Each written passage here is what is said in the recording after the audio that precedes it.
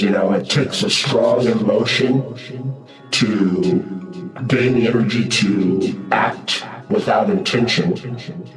So I learned how to do that out of a bad relationship. My girl was cheating on me, and I was trying to hang in there with her for a long time, but we got to a point where she told me she was dying. She was dying of cancer. And I'm just going to tell this story real quick.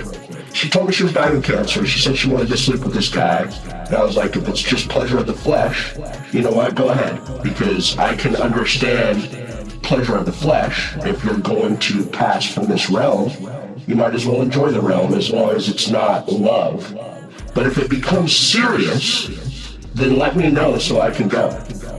And she said, it's not serious, we're just gonna mess around, blah, blah, blah. I'm like, whatever, you know, but know that one day I will too. And I'm not gonna seek it, it will find me. And fair is fair. But it did progress, and it started happening more, and they started liking each other. And this one day she didn't come home. And I had to go to work. I had to drive to Benson. So I'm driving to Benson. I got a couple coworkers in the side with me. And I'm driving along. And swear, bro, I'm driving along. These guys are talking. And I look over to the side, and there's a motel on the side of the road. And in an instant, as I'm driving, I had an out-of-body experience. While driving to work, I exited my body. I'm driving.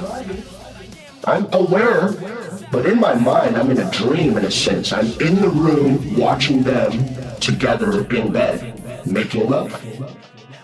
And I walked up behind him, because he was on top of her.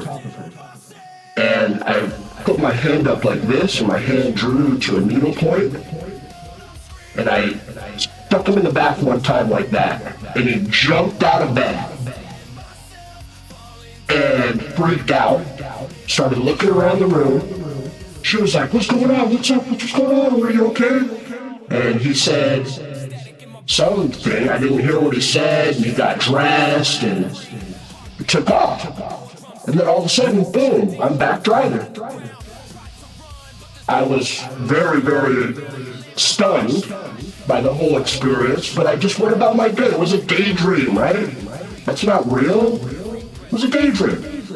So I just went about my day. I went to work. We moved like 5 tons of gravel, dude. It was stupid. I was exhausted. At the end of the day, I got home, just beat. I get home and she's crying. She's sitting there crying. I'm like, what's up? What's up with you? You know, look at me. I'm hurt. You know, I just moved 5 tons of gravel. I'm beat right now. And she's like, oh my God, something happened. And he said that I have a demon. Something stabbed him. And he left. He said he's moving back to Oregon. Oregon makes sense. I sat there staring at her. I didn't know what to say. Let me tell anybody. I was in disbelief that it really happened. I literally didn't tell anybody this story for probably 5 years or so before I even said it out loud that really happened. Because I was in disbelief. I didn't want to believe it. Let me put it to that point. I didn't want to believe that really happened. But then they start coming out with these movies, you know, with George Clooney, Men Who Stare at Goats, and, you know, you start looking into Edward Casey and Ingo Swann, you know, who was from Scanners. Scanners, the person was a real person. It was a real movie. I mean, it was literally real what happened. In the real world, having that experience, knowing that that's actually possible,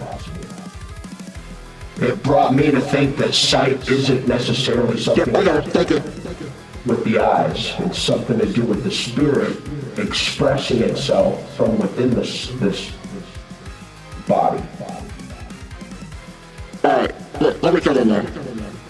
So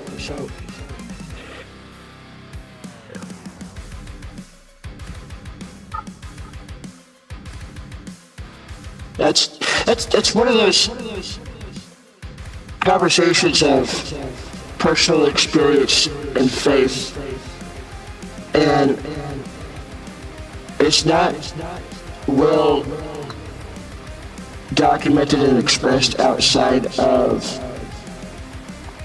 cliques and cultures and religious groups.